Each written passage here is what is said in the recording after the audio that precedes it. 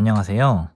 오늘은 예전에 제가 그렸었던 이 골동품 카메라 영상을 재편집해서 가져와 봤습니다. 이 그림은 이게 제가 두 번째로 만들었던 채색 영상인데요. 지금 40분 정도 되는 영상으로 올라와 있죠. 그때는 그림을 그리고 이게 어떻게 편집을 할지 좀 정리가 안 된 상태로 만든 거라 약간 테스트 버전 같은 그런 느낌의 완성본입니다. 그래서 제가 요즘 편집하는 방식으로 다시 한번 재편집을 해보았습니다. 이때 그린 카메라 그림도 꽤 만족스러운 완성도가 나왔었어 가지고 지금 다시 편집을 하면서 이 그림 과정을 보니까 꽤 재밌더라고요. 이때가 뭐 몇 달 전이긴 하지만 이게 제 지금 아이폰이 아니라 예전 아이폰 6s로 찍었을 때라 가지고 약간 이 영상 사이즈도 작게 나온 게 있습니다.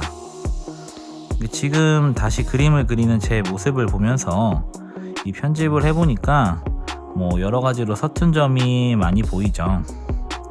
종이도 아직 고정을 하고 그리는 부분을 못 해가지고 좀 돌리면서 그리는 모습을 볼 수 있습니다. 원래 책상에 그림을 두고 그릴 때는 이 자신이 편하게 붓질을 할 수 있는 방향에 따라서 이 종이를 돌리면서 그리는 게 훨씬 편하죠. 근데 이제 제 영상의 특징이 이 빠르게 배속을 하는 편집이기 때문에 이 그림을 계속 돌리면서 그리면은 이게 배속을 했을 때 종이가 빙글빙글 도는 것처럼 보여가지고 너무 정신없고 어지럽더라고요. 그래서 종이를 좀 고정하고 제가 자세를 바꿔가면서 그리는 게 처음에는 조금 어려웠습니다. 근데 이제 지금은 적응이 돼서 이 카메라 방향에 맞춰서 붓질을 잘 해서 완성을 하고 있죠. 아무래도 이 카메라가 좀 그리기 어려워 보이는데요. 이런 물체는 사실 이게 스케치 단계에서 이 생김새만 꼼꼼하게 그려주면 이 채색하는 건 보다 쉽게 할 수 있습니다. 그래서 이 스케치를 엄청 집요하고 세밀하게 해주는 게 중요합니다. 이런 카메라는 사실 지금은 쓰지 않는 완전 옛날 물건이죠.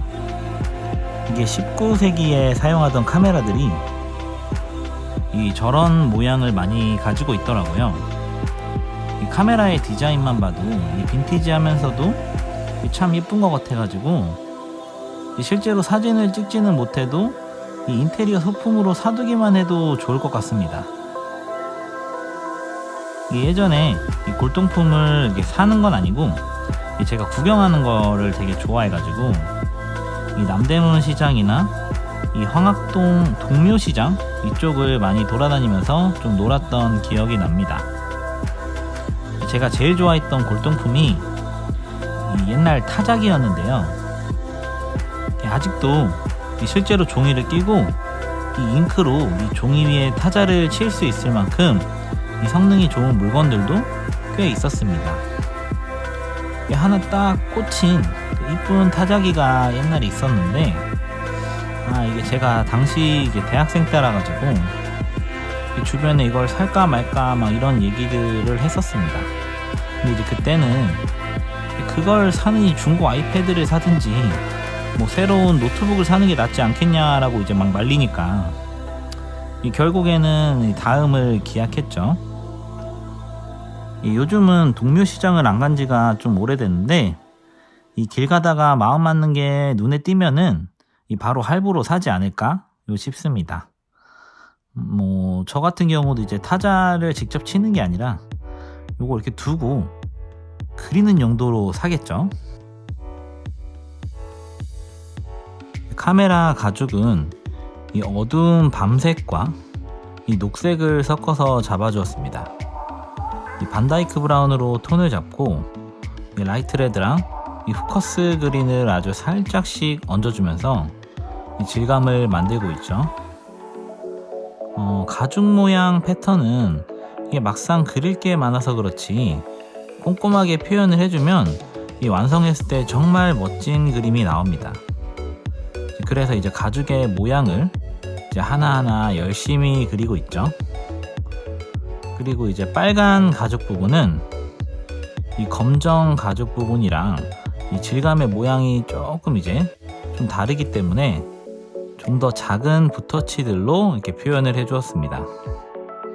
신나게 묘사를 하다가 이 빨간색들이 너무 진해져서 이 밝은 톤과 이 중간 톤이 어두워 보이지 않게 주의해야 됩니다. 밝은 부분은 이 밝은 색으로 묘사를 하고 이 중간 톤은 중간색으로 묘사를 하는 게 중요하죠. 이제 아까 얘기했던 이 골동품 시장 말고 이 빈티지 가구들 쇼핑도 정말 재밌는 곳이 있는데요. 이 이태원에 있는 가구 거리가 또 굉장히 좀 볼만한 게 좀 많은 그런 곳입니다. 저는 이태원에 가면 항상 그 가구 거리를 꼭 놀러 가는데요. 제가 뭐 빈티지 가구들을 살 수 있는 거는 하나도 없었는데, 근데 이제 그 가구들이랑 같이 진열되어 있는 소품들이 정말 예쁜 게 많았습니다. 잔소품들은 지금도 소장하고 있는 게 몇 개 있죠. 뭔가 골동품들에서 느껴질 수 있는 매력이라는 게 있잖아요. 그게 이제 지금 이렇게 쉽게 구할 수 있는 물건들이랑 완전 다른 그런 게 있죠.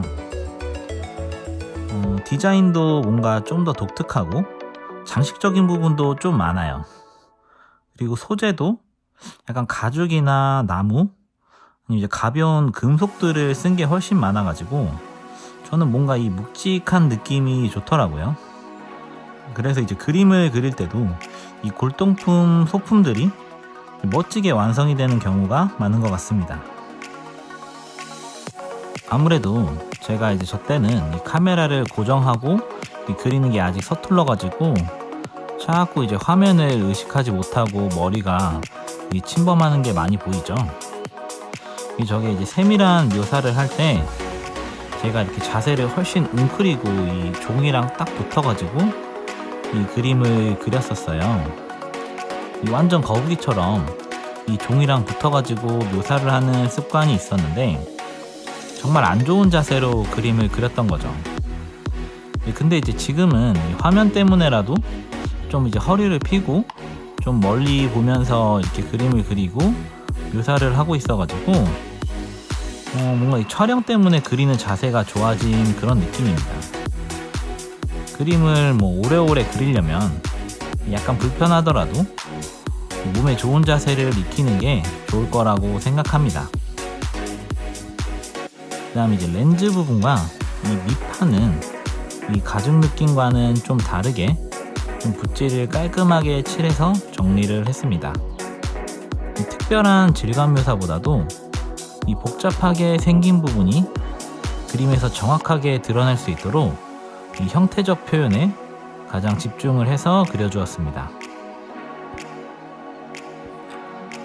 이제 카메라를 그리다 보니까 생각이 났던 건데요. 저도 예전에 이 사진 수업을 듣고 이 사진 찍는 걸 굉장히 좋아했던 적이 있었습니다. 대학교 1학년 때 처음으로 남대문에서 이 DSLR을 중고로 사가지고 이곳저곳 친구들과 돌아다니면서 엄청 촬영을 했었죠. 이 마지막 기말과제를 위해서 제가 남한산성에 혼자 가서 이 하루 종일 사진만 찍었던 날도 기억이 나네요. 그때 이제 렌즈도 망원 렌즈를 아는 그 선배한테 빌려가지고 이 계곡이랑 나무랑 이 남한산성에 있는 가게들, 그 다음에 그 성과 거기 이제 등산을 하는 사람들 뭐 이런 걸 찍는 게 너무 재밌어가지고 그때 딱 진짜 한 800장 정도를 제 폴더에 채웠었죠. 근데 이제 그때 과제 제출은 그 중에서 딱 10장만 추려서 내는 건데 그거 고르는 거 정말 어려웠습니다. 11월에 이 겨울이 다가오는 그 늦가을의 산성의 모습 있죠? 그 모습이 잘 담긴 사진들을 좀 선택을 해서 제출을 했습니다. 점수 잘 받았었어요. 아무래도 이 사진 수업을 듣기 전에는 보통 이제 그냥 자동으로 모드를 설정을 하고 이 사진을 찍었었죠. 그때는 이제 뭐 셔터 스피드나 뭐 조리개를 조절한다든지, 그다음에 이제 렌즈를 바꿔가면서 활용을 하고, 뭐 화이트 밸런스가 뭐 어떻고 뭐 등등 이런 거를 전혀 몰랐는데, 이런 부분에 대해서 좀 기초적인 좀 지식을 배우고 이론을 배우고 촬영을 해보니까 이게 확실히 다른 점이 있더라고요. 그러니까 그전에는 뭔가 이 화면에 보이는 그 순간을 그냥 이제 카메라에 담는 게 전부였던 것 같아요. 사진을 찍는다는 게. 근데 이 수동 모드에서 이 카메라를 직접 조작을 하면서 이 사진을 찍을 때는 제가 뭔가 사진을 만들어내는 느낌이 있었습니다. 그러니까 이제 단순히 그 풍경을 혹은 뭐 어떤 장면을 이 담는 것에만 끝나는 게 아니고, 내가 담아내고 싶은 순간을 좀 더 연출을 해서 만든다는 게 그게 정말 재밌었습니다. 그러니까 나만의 순간이 담기는 거죠. 그때 사진 찍는 게 정말 그림 그리는 것과도 비슷하다는 생각을 했습니다. 그러니까 그림을 그릴 때도 단순히 사물과 똑같이만 그리는 게 아니라 뭔가 나만의 생각을 넣고 이 의도를 보여줄 때가 훨씬 재밌거든요. 마지막으로 이 아래에 있는 붓에 화이트도 찍어주고 이 색연필로 외곽 정리도 마무리를 하면 완성입니다. 오늘도 영상 재밌게 보셨다면 구독과 좋아요 눌러주세요. 감사합니다.